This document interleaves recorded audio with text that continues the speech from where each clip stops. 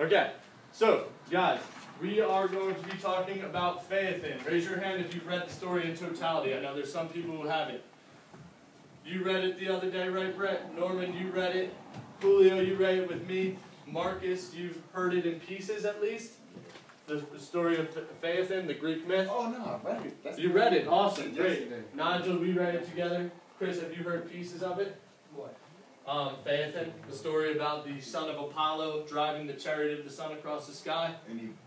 Malachi, you've seen it, right? We're going to be a little bit different today, so if I could have everybody turn out and face me if they're participating, right? So it's going to be a little bit different. I'm also going to be using this, so I might have you guys come forward.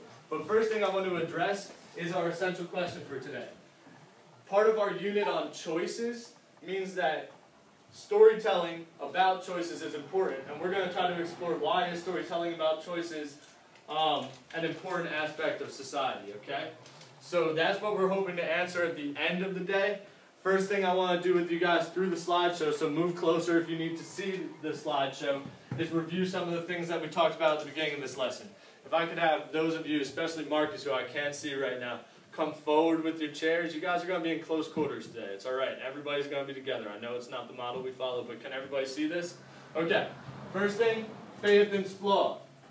I want you guys to start thinking about choice as the place where climax in the story meets conflict in the story, right? The choice is what propels the conflict to climax. So we're going to review our story chart first. Oh, can't do it that way. Oh, can't do it that way. Slideshow. You show. Alright, so Phaethon's Flaw. We're talking about Phaethon today. Pieces of a plot. Remember your plot diagram that we filled out. Who remembers it? Who did it? Well, isn't it this? Yep, it's that. We have one in front of us. That's a nice copy of it. But we're going to fill that out in a second, specific to Phaethon. But who remembers the one we filled out in the book? Wasn't it the choices that you made or something? We did one where we talked about choices that he made, but this is the plot diagram that we filled out in the book. What is the first part of a plot diagram? Does anybody remember? It's where you get exposed. Exposition.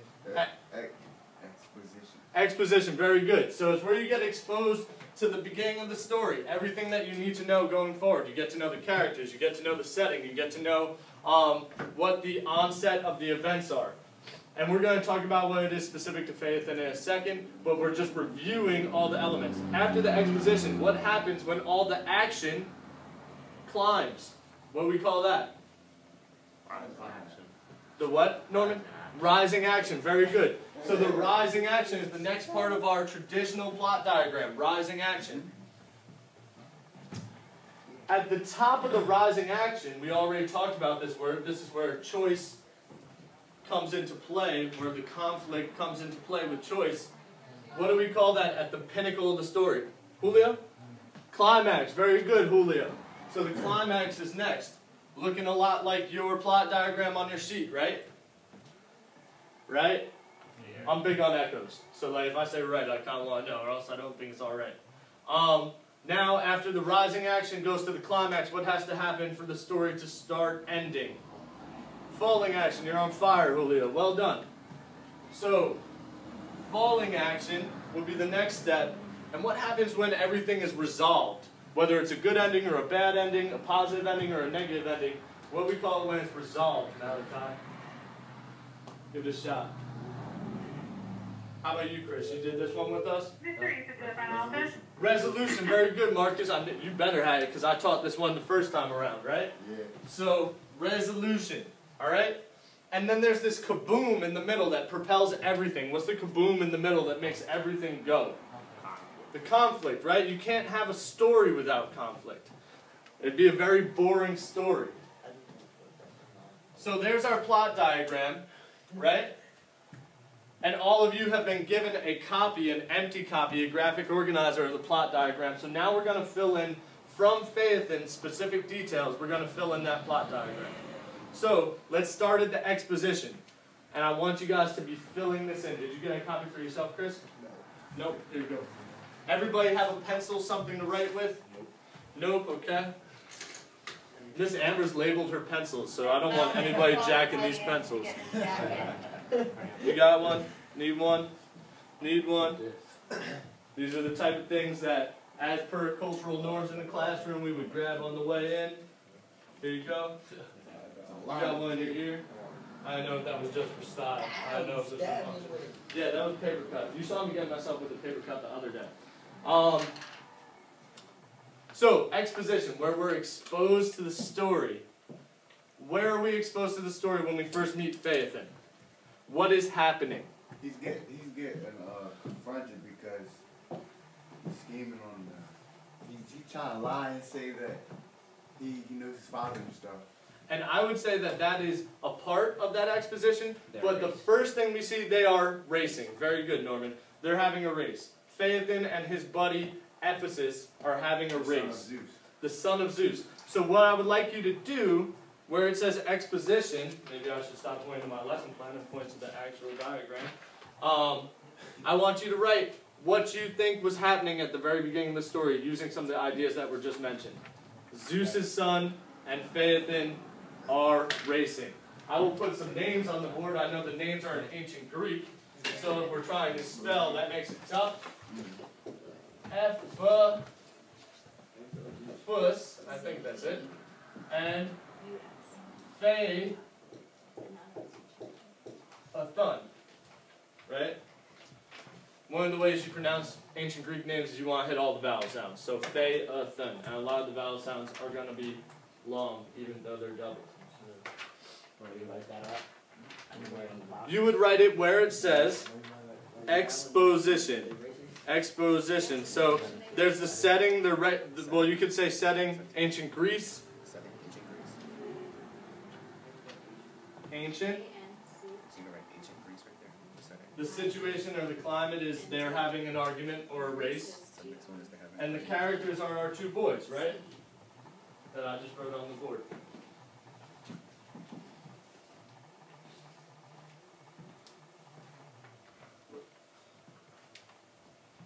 When I see everybody's eyes, I'll know that we're ready to move on to rising action.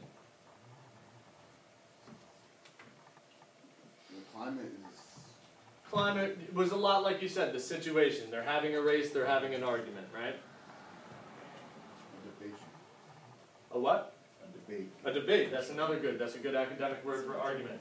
Except they're kind of doing it like little kids. A debate is more formal. I want to know if the discussion they're having is a debate. In a contextual sense. They're fighting over God. They're fighting, yeah.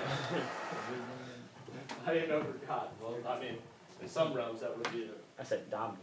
Oh, fighting over dominance. Who's cooler, right? Really juvenile debate. It's a good word, Norman. Good job. Dominance, excellent word.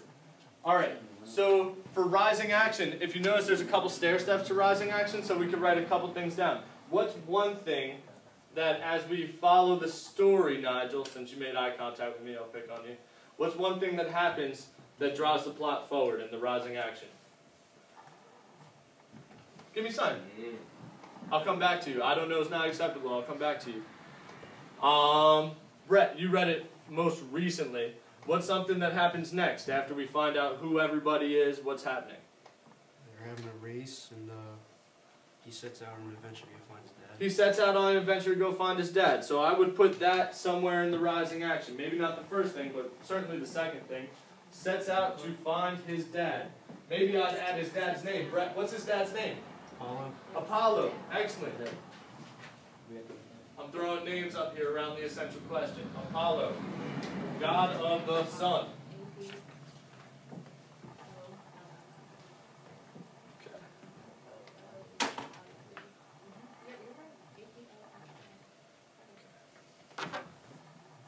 What's something? Why does he even go out to set out to find his father? Why does he do that? That's another thing we can ask. To what? He lied. Because he lies to his friend. So that's definitely a part of the rising action, Norman.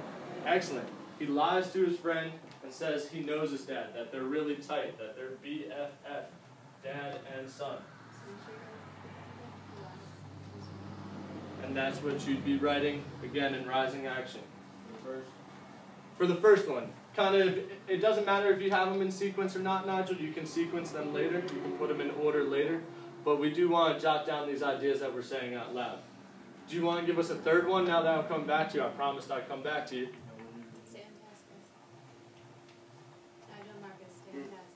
Malachi, what's something else in the rising action? Something else that happens. He's gone on a journey, and then what's the next thing that happens? Passes out. He gets lost, passes out, and is eventually brought to his dad's spot, right? So any of those things that you just mentioned, that Norman mentioned in tandem, would be perfect for our last bullet for rising action. He sets out, he gets lost, he's a big dummy, because he's trying to venture all the way across the earth to the land of the eastern sun, to a palace where his dad lives. Pretty silly move. So Brett, you would want to be jotting these down. You can make it shorthand or whatever. This is just to review the story. So it doesn't have to be long sentences, just a little sign. Great job, Chris. Great job, Norm, I saw. Great job, Julio, Marcus. Good. All right.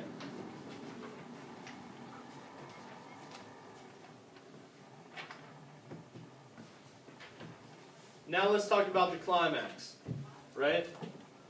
The climax, he's got to his dad's, he's made this agreement with his dad. What agreement does he make with his dad, Nigel? I know you know because we talked about it. What agreement, what did they agree on? They're going to let Phaethon do what? Drive the horses, okay. And as Phaethon drives the horses, even though that's a not so great idea, what is the climactic moment where he makes a choice? What does he do? What choice does he make? Anybody else? What choice does Phaethon make? Does he? To go down to earth. To go down to earth. Why does he go down to earth? Show his friend. To show his friend. So somewhere in climax, you're going to write Phaethon's choice to show off. That's a good way to kind of break it down. Phaethon's choice to show off.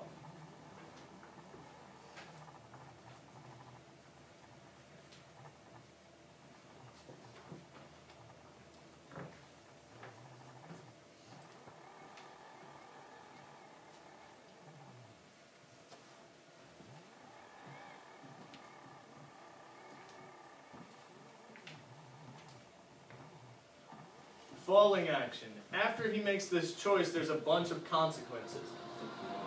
He sets a village on fire, so that's great for falling action. Thank you, Nigel, for volunteering that. After he sets the village on fire, he flies up, up, up, up, so that there's no sun in the sky. What happens to the world then? It freezes, so village on fire, frozen village. These are all parts of the falling action.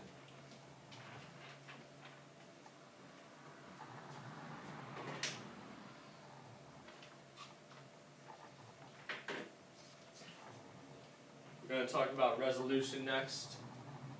Everybody good for me to move on to resolution? Everybody good?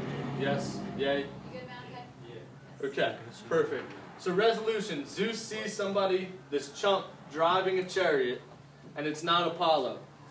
What happens for the resolution of the story? When Zeus sees him, what does he do, Nigel? Kills him with what? Kills him with a lightning bolt, because he's God of lightning, God of the sky, Lord of the sky. So the resolution of the story is that Phaethon gets punished for his choice.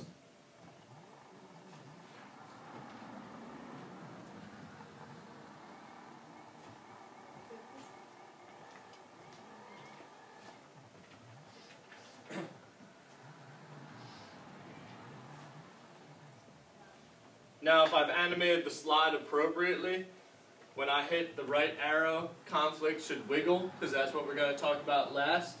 So, oh, no wiggle for conflict. Too bad. But the conflict, what is going on at the heart of all these details that influences all of them into happening?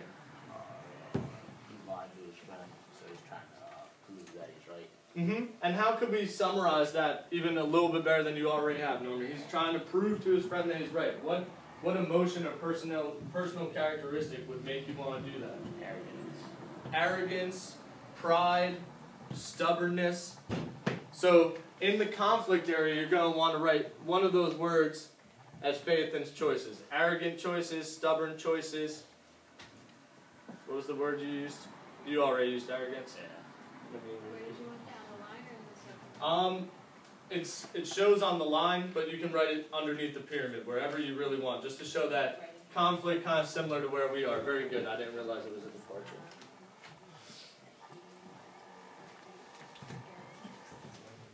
If you are done with the plot diagram, thanks Norman for showing Julio. If you are done with the plot diagram, I would like you, if you're not part of this group right here that's already close, I'd like you to bring your seat closer because I need you to be able to see the screen and watch videos.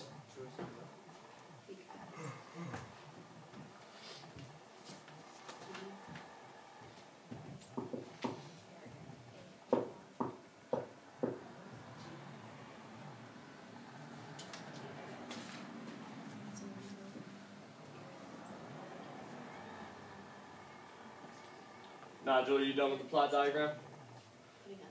No. Do you need help? Selfish, I like that. You're good. Can you pull your seat up a little bit to here? You can see the videos I'm about to play? You're certain? Okay? You can see from where you are, Chris? Ultimately, if you can see, you don't need to move, but I need you to turn out for me, right, Malachi? Awesome. All right, so again, the focus of this lesson is to think about conflict as the driving force and that how choices impact the conflict, right? Phaethon, selfish, arrogant, proud, foolish choices motivate the plot, right? That's what makes the stories about choices compelling, right? So we learned a lot about conflict, and I just want to review that with you real quick. There's 4 major types of conflict. Who can give me one? What was it? Man versus self, that's one of them.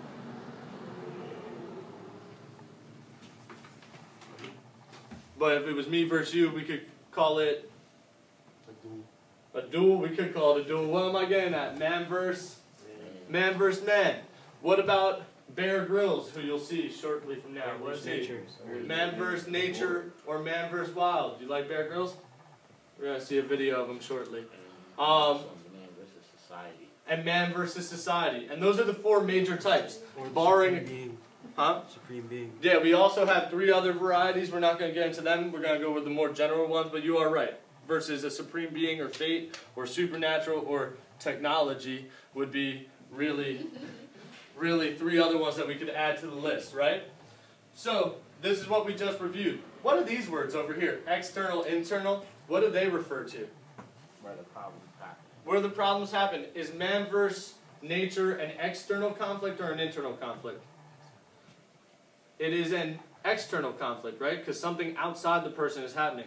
Which one is the only internal conflict? I know the answer's up there. Self, right? Because the problem is occurring within you, right? Okay, so we're going to watch a couple videos. We're going to play a quick game show called Name That Conflict. I'm going to play these videos. I have to exit the slideshow. They were supposed to be embedded in here. Hopefully they're still up there. That would be really lame if they weren't. But let's see. So,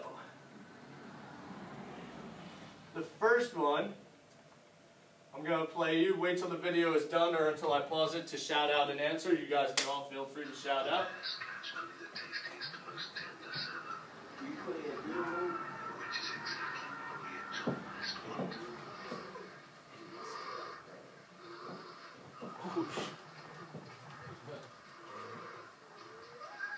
Obviously, that's not a real bear, or else Mr. Joe trained that bear in Aikido. He'd probably be mad at me because that's definitely not Aikido style. So, I know it's a commercial for canned salmon, but what conflict is it showing? Man versus nature. Can we all agree that it's man versus nature? That was a pretty obvious one, right? Let's try the next video. The next video on the docket. You do it to the second biggest camera? Huh? That from Selma's 14,000 Negroes, only a few more than 300 had been registered at the polls.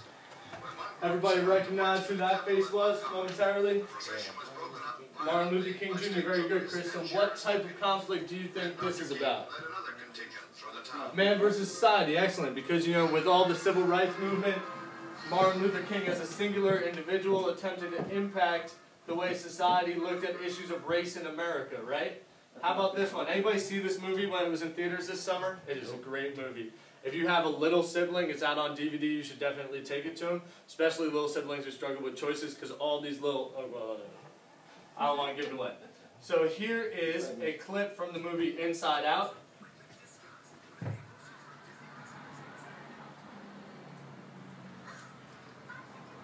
Why is it so low? That's all I got for you. That's why I asked you to move forward. I was just asking. I can hear it. Can you? Good. Wait. So all those things are inside her head.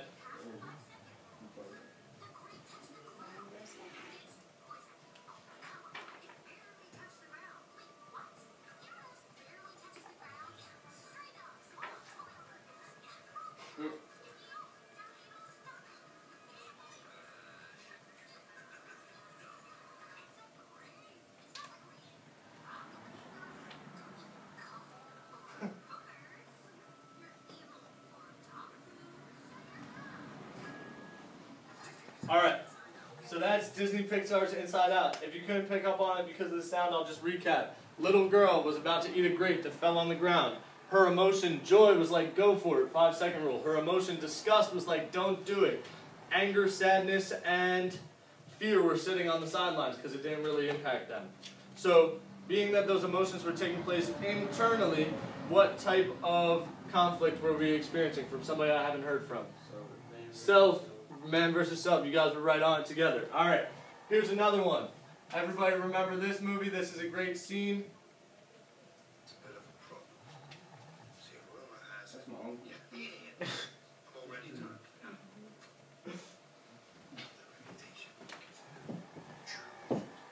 So we got a little bit of an argument going on at the precipice of this pit.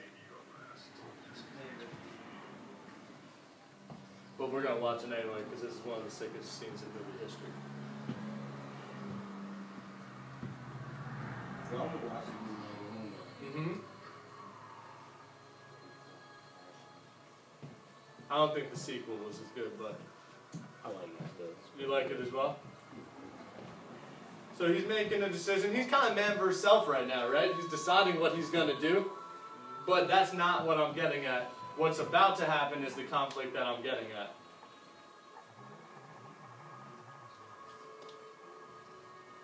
Is this when he's like, this? There you go, Marcus. Please don't call out. Way to re-enter, though. Believe it or not, this is my second time seeing this at all.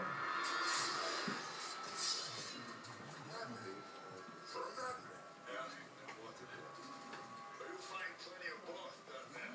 No, personal brief. No man threatens a messenger. To my city's next. Insult my queen. Threaten my people with slavery and death. I'm chosen by what's carefully perched. Man versus self initially, and then... This is blasphemy. This is madness. No.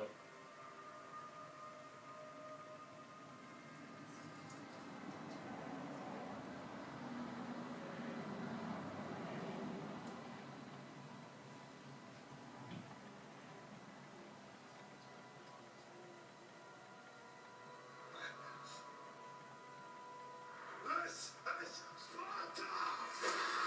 Alright, so what type of conflict are we viewing there? Man versus man. Man versus man. Excellent. That one's pretty obvious, right? I have another Bear Grylls clip. It's kind of nasty. We'll show it real fast, but what is it going to be if it's Bear Grylls? Man versus nature. Man versus nature. He's eating a caribou in like frozen tundra weather. It's like negative 30 degrees. So he's about to eat that very raw. I'll skip through it a little bit so you can see the grossness if you're into it. You turn it to the second biggest screen? The second biggest screen, I asked you to move up, Nigel. We're seeing the consequence of our choices. Oh my god, it's a unit on choices. Then it's hard. Alright, so we got heart. Yeah, he's about to eat that. He's about to eat that. It's early in the morning, so we're going to skip that part. And then lastly, we got another... we want to watch that. We don't have time to watch all of it, sorry. We got a lot of videos to watch. So, this is the last one. This is a minor league manager. This guy earned internet fame for what he's about to do. He is yelling at that umpire. What type of conflict is it? Man versus man. Excellent job, Chris. You're really good at identifying man versus man conflict. I don't know if that says anything about you as a person, but that's alright. He goes overboard. What do you do? He's covering up home plate like he's making a sandcastle. He eventually goes out to the place between shortstop and starts hurling bases. He needs to go directly to a quiet room. He's yelling at everybody. So there goes third base. Maybe. I'm sure whoever cares about him was thinking something similar so that he doesn't blow a gasket. And his squad, I mean, wouldn't have like, I would have been like, yo. Oh, the quick discus throw.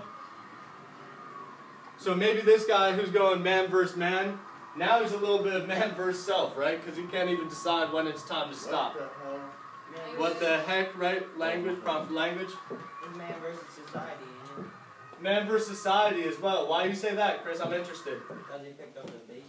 Because he picked up the base, because he's destroying the structure of the game of baseball. That's a pretty unique answer, but I can agree with that, right? He's breaking down the societal norms of the game. All right, what I would like you guys to do, post it around the room. Can I have everybody's attention real fast? We're done with the videos. We're going to do one more quick activity before we practice a worksheet, okay?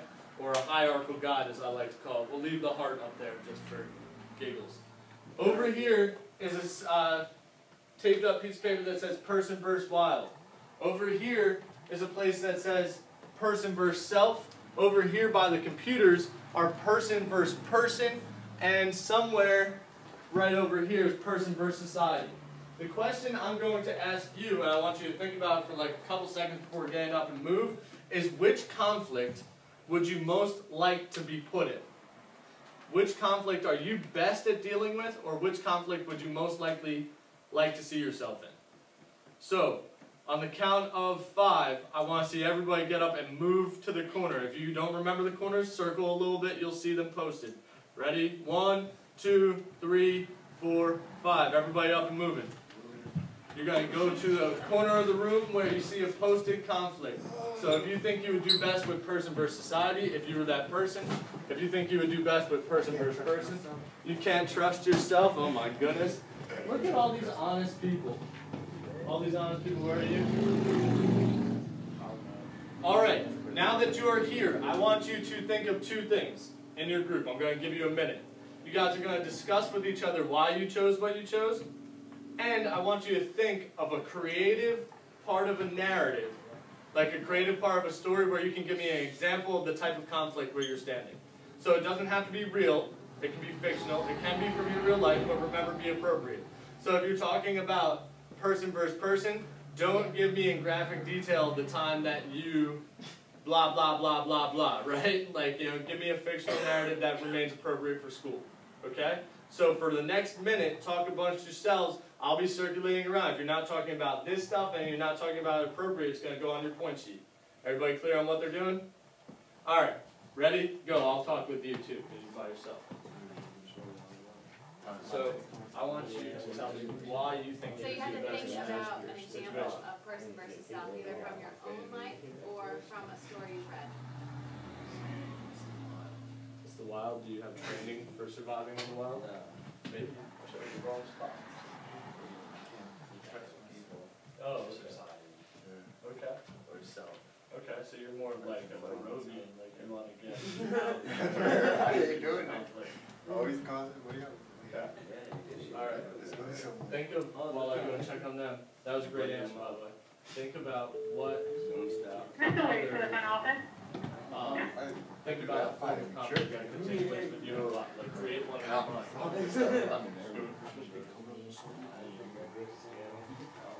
Alright, let's hear some. Why'd you guys pick what you picked? Whether or not to eat peanut butter and jelly? That seems like person for self. If you're playing with appropriate guys. Okay, so an argument over peanut butter and jelly. You got the last 2 slices of bread, the last little bit of peanut butter. You guys are going to give me that example. Why do you think you deal best with person versus person? Because I'm always in it. You're always in it. You got the most experience. Okay. I want to hear from all you guys. That's a great answer. What about you? You guys ready to share out? Do I have to check in? Blood on the dance for you, that guy's crazy. Stay on task. Yes, you know what you're going to say about why you chose this? I heard you say that you walked over. I thought it was Alright, can I get everybody's attention? 1, 2. Everybody's attention. Nigel, follow directions, right? If I ask for attention once. Chris as well. Are you finishing the thought, Chris? Julio and Chris. Yeah. Did you mean to say my name? I said Marcus, and I didn't mean to say Nigel. I said Nigel, though. You're right. Apologies. So, who would like to share out first for why they feel like they chose that conflict? I'm always not in that type of conflict. So Nigel, and I'm just calling everybody Nigel. Norman, you said that you chose that conflict to be in. If you had to be in a conflict, it'd be person versus person because you're always in that conflict and you have the most experience with it? Yeah. Okay. What's the, oh, you guys did your fictional one together, right? I don't know. Here, I'll ask Nigel. Why'd you choose to be in a person versus person conflict? Same reason as him. Same reason, you got the most experience with it? Brett, why did you choose to be in a person versus person conflict? Huh? You guys all came to a common understanding of each other. That's pretty cool. When you thought about your fictional version of that type of conflict, what did you come up with? Did you come up with one together? You were telling it to me, Nigel. Me and Nigel got in a tussle right here. Got a tussle, okay, that'd be a version. That was a pretty appropriate way of stating it. That would be a version of person versus person. What did you tell me, Brett? You told me something about a conflict that happens when there's a little bit of peanut butter and jelly. What about it? Who gets to eat it? If there's one peanut butter and jelly left, who gets to eat it? That's definitely person versus person. And if it's me as one of the people, I'll probably win because I'm hungry. Alright? Person versus self. Why did you choose person versus self? Marcus, you guys can stay where you are. I want everybody listening to each other's responses. Do certain things by myself. Okay. So you're in conflict with yourself when you're making decisions sometimes. Chris, how about you? Why do you choose person versus self? Same thing. Same thing?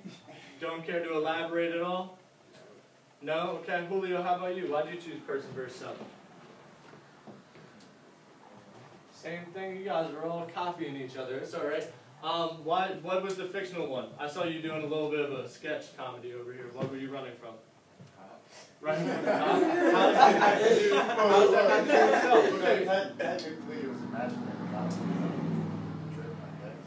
Okay. So you were having a battle with your mental state. You were out of your mind a little bit. Okay, that would be person versus self. Lunacy, craziness, right? If you need to be. If you need some help. Alright, how about you? Why did you choose? I liked your answer. Why? Everybody focusing on Malachi. Why did you choose person versus wild? You gotta deal with people. Yeah, and look where you are. Chilling. By yourself, right? He chose that he didn't want conflict with people. Conflict with himself would be less pronounced if he only had to deal with himself. He said that conflict in the wild, at least he's not being interfered with others. You guys did a great job with that. Can you head back to your seats, please? I got one last thing for us to do today. It is 6 questions. We're going to do it as guided practice. Take my pencil out. Here for you. Why you gotta jack his, man? You handing me like this? I just seen it out the corner of my eye. This is called a hierarchical guide, right? You guys are going to have to see text on the screen. You guys are going to have to see text on my screen. It's going to be right in front of you, but we're going to be asking questions. I want to, now that we're doing it a little bit more formally, I want to see people raise their hands. Alright, I'm going to call on people. So, where's my mouse?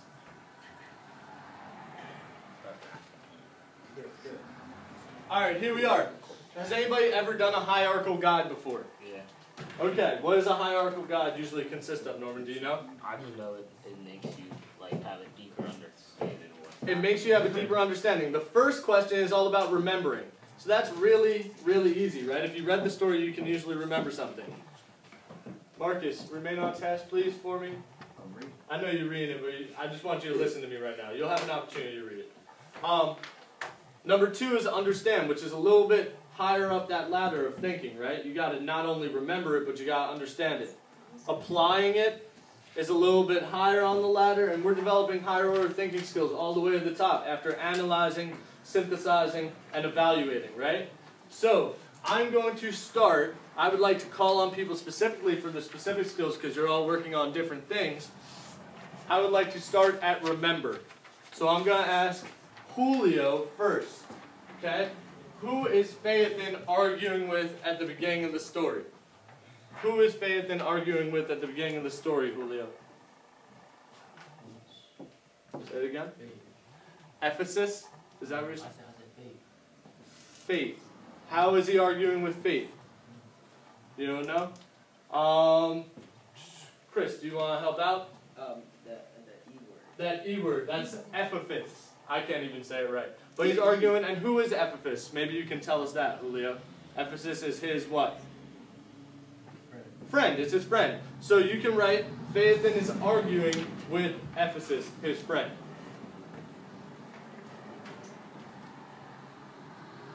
Because he said faith, he is arguing with faith because he's saying that he's going to drive the chariot.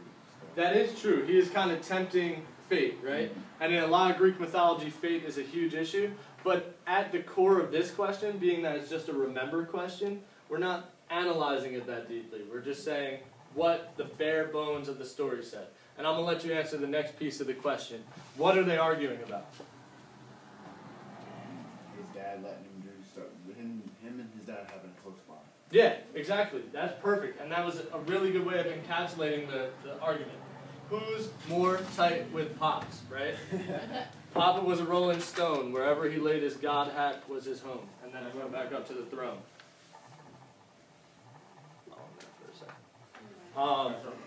Yes, you may sharpen your pencil. We'll wait for you to be done sharpening your pencil just because the mic on this is late. What? Supposed to be writing something here already? No. See how there's... And that's a good point. Those two things that were just answered were part of the same question, right? So you should have something about who was arguing and what they were arguing about for number one and number one only. Did you get a chance to write it? No? No, he was arguing with that. Do you want to sit with Miss Amber too? Because she's doing a good job of like relaying what we say. Because I know you're doing a great job listening, but maybe... Alright, you sure?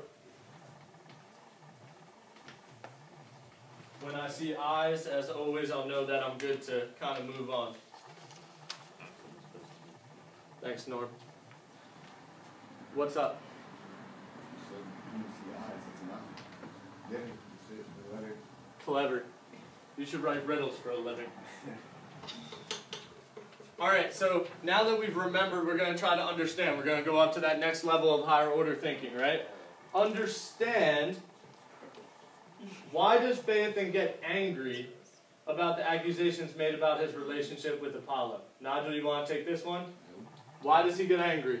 Give me a shot anyway, because I don't know now. Because he was arguing. Because he was arguing, but why does he take such offense? Remember we talked about... Because he was right. Huh? Who was right? That guy.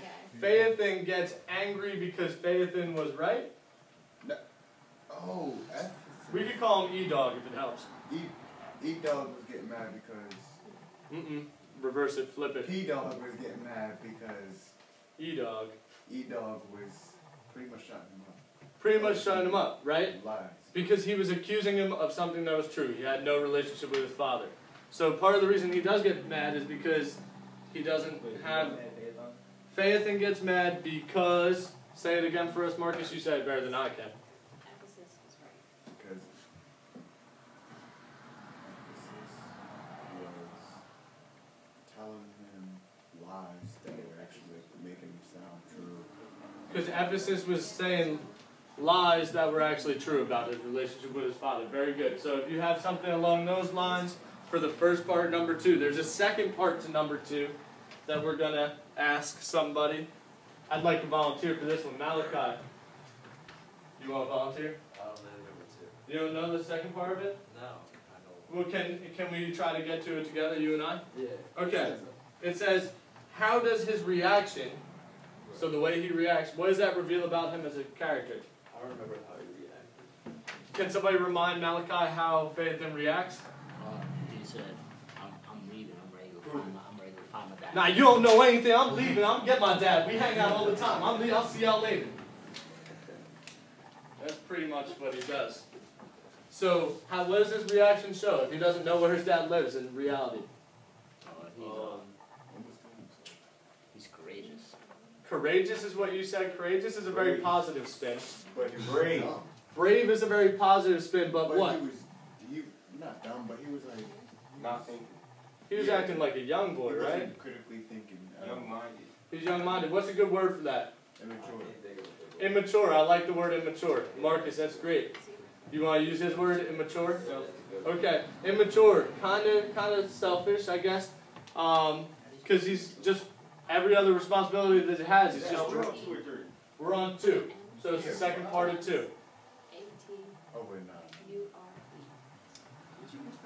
That's true. So we're on this part. Yeah. Why does he get angry? He gets angry because what his friend said was actually true. And I know you just read this recently, Brett, so you didn't have a lot of time to digest it. Not getting thrown at you at once.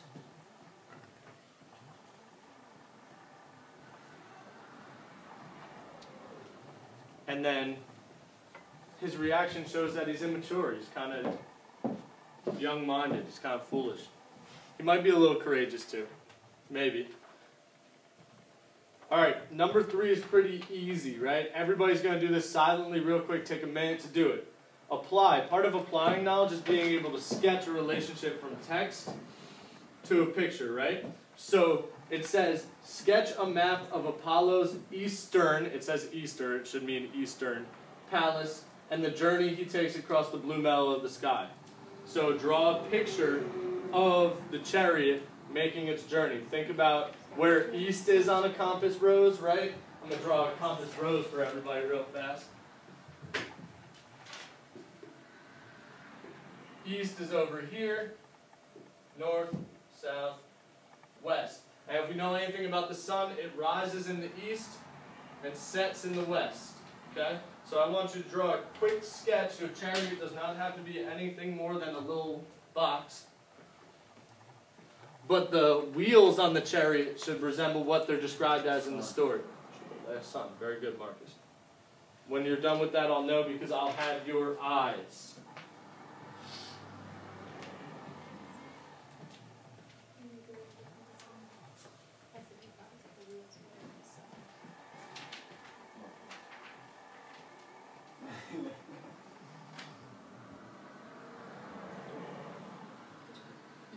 Horses have ears.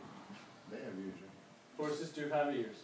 right? Do they clean up or something? Or Yeah. Chris wants to tell you something about that statement. You did a good job just smiling at you. Alright. Everybody ready for number 4-ish? This was just a picture. So what I was looking for is if his house is here, the sun in the east, and he takes this journey, right? That's the chariot wheel. Looks like that. I'll help you out. Right. And then he kind of loops around the world and comes back, right?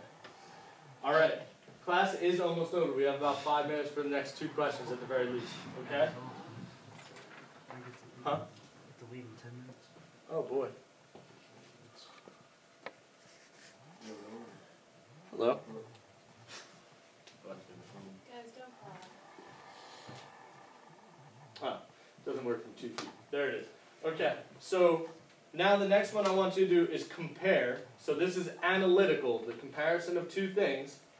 Compare Apollo's decision to allow Phaethon to drive the chariot to Phaethon's choice to drive it the way he does. What about those 2 decisions are similar? Like father, like son, what? They both made bad. They both made some pretty foolish choices. Why does Apollo say that he's going to let him? because he can't break his word. He can't break his promise, which is a very proud thing to do, right? And Phaethon is trying to prove his friend wrong by risking the lives of everybody on earth. So that's pretty proud too. So they both make foolish decisions because of pride. That would be a great way to link it up. They both make foolish decisions because of pride. You hear me, Brett? Mm-hmm. Okay. I'm going to try to cue you when I say things multiple times. They are important things. Because if I get too close to you, I'm going to spin my robot around. What was it again? They both make foolish decisions, or dumb decisions. Foolish is a very academic word. Because of what? You fill in the blank.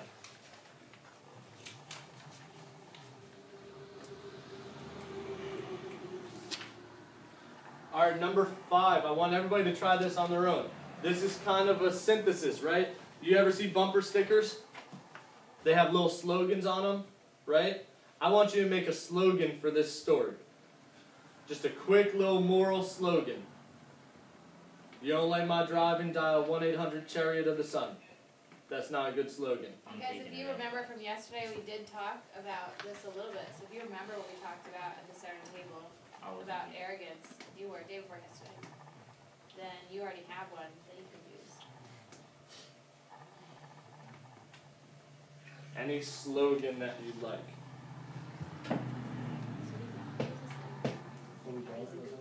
Huh? Okay, here, I got you. So we're making a slogan. A slogan is like a short phrase. What do you think is like one quick phrase that sums up the meaning of the story? Like Just bad things happen when you make. What? There you go. That's a You good already one. know what we talked about using arrogance. No, I don't. Okay, then take what we just said. Yeah, I can come over. How do I know it? I wasn't. I swear, I don't know. Just what read you're this talking about. story. We've never said arrogance. Try to We think said of the moral. it. What's the moral of this story? I'll tell you later. Okay. That's okay.